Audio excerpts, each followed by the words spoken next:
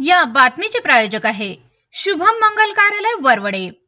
वाढदिवस सेलिब्रेशन, लग्न समारंभ, नामकरण, डोहाळे सोहळा, पार्टी रिसेप्शन सह सर्व कार्यक्रमासाठी तसेच धार्मिक सहलींसाठी राहण्याची व जेवणाची उत्तम सोय माफक दरात उपलब्ध करून दिली जाईल।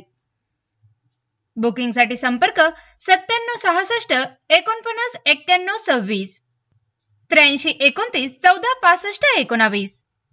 आमचा पत्ता शुभम मंगल कार्यालय वरवडे टोल नाका पाण्याच्या टाकी शेजारी वरवडे। आमदार रणजितसिंह मोहिते पाटील यांनी विधान परिषदेत बोलताना इराणमध्ये निर्माण झालेल्या युद्धजन्य परिस्थितीमुळे आंतरराष्ट्रीय बाजारात कच्च्या तेलाच्या किमती सातत्याने वाढ होत आहे। याचा परिणाम देशातील इंधन दरावर होत असून सामान्य नागरिकांवर त्याचा मोठा आर्थिक ताण पडत असून आज महाराष्ट्रासह देशातील अनेक साखर कारखान्यांमध्ये मोठ्या प्रमाणात इथेनॉल निर्मिती होत आहे आणि त्याचा पुरेसा साठाही उपलब्ध आहे। या पार्श्वभूमीवर ऑइल कॉर्पोरेशन कंपन्यांनी इथेनॉलचा अधिक प्रमाणात खरेदी करून त्याचा वापर वाढवला तर पेट्रोल डिझेलवरील अवलंबित्व कमी होऊन इंधन दरावर नियंत्रण ठेवणं शक्य होईल। त्याचबरोबर साखर उद्योगालाही मोठा दिलासा मिळेल। तसेच राज्यातील अनेक साखर कारखान्यांचे NCDC संदर्भातील प्रस्ताव शासनाकडे प्रलंबित आहेत। शंकर सहकारी साखर कारखान्याचा प्रस्तावही शासनाकडे सादर करण्यात आलेला आहे। या सर्व प्रस्तावांचा सहानुभूतीपूर्वक व तातडीने विचार करून सकारात्मक निर्णय घ्यावा अशी विनंती विधिमंडळात लक्षवेधी दरम्यान आमदार रणजितसिंह मोहिते पाटील यांनी केली आहे। लाईव्ह महाराष्ट्र झोन न्यूजसाठी उत्कर्ष शेटे। ताज्या अपडेटसाठी लाईव्ह महाराष्ट्र झोन न्यूजच्या यूट्यूब चॅनलला सबस्क्राईब करा, तसेच बेल आयकॉनवरती क्लिक करा।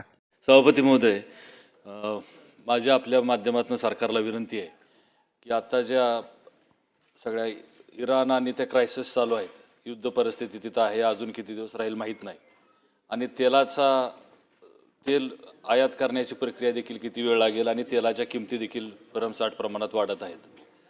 तर माझी आपल्या माध्यमातून विनंती आहे की आज बहुतांश कारखान्यांवरती इथेनॉल निर्मिती करून त्या ठिकाणी साठा उपलब्ध आहे। ऑइल कॉर्पोरेशन्स त्या विकत घेत आहेत आणि त्याच्यामध्ये देखील आज ह्या सगळ्या परिस्थितीमध्ये, कारण की साखर एक्सपोर्ट किती होणार, तेल आयात किती होणार, त्याच्या किमतींचा बॅलन्स राखणं केंद्र सरकारला आणि सर्वच प्रशासनाला एक जिकिरीची परिस्थिती आहे। आणि त्याचबरोबर अनेक कारखान्यांनी मूळ FRPची सुद्धा रक्कम अदा करू शकले नाहीत, कारण की साखर निर्यात झाली नाही किंवा साखरेचा उठाव नाही किंवा इथेनॉलचा उठाव नाही।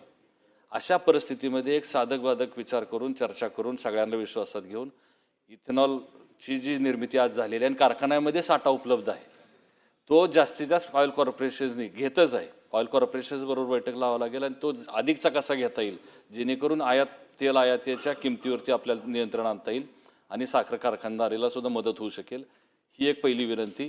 आणि त्याचबरोबर अनेक कारखान्यांचे NCDCच्या संदर्भातले प्रस्ताव प्रलंबित आहेत किंवा शासन दरबारी आहेत, काही दिल्ली सरकारकडे गेलेले आहेत। तसाच माझ्या कारखान्याचा, शंकर सहकारी कारखान्याचा देखील प्रस्ताव शासन दरबारी आहे। त्याचं IM देखील मिळालेलं आहे आणि IM मिळतानाच त्याला ऊस उपलब्धतेचा त्या ठिकाणी दाखला मिळालेला आहे आणि त्यामुळे ह्या सगळ्या विषयाबद्दल सहानुभूतिक विचार करावा, कारण की अंतिमरित्या हा सहकारी कारखाना आणि शेतकऱ्यांशी संबंधित आहे, सहानुभूतिक विचार करावा।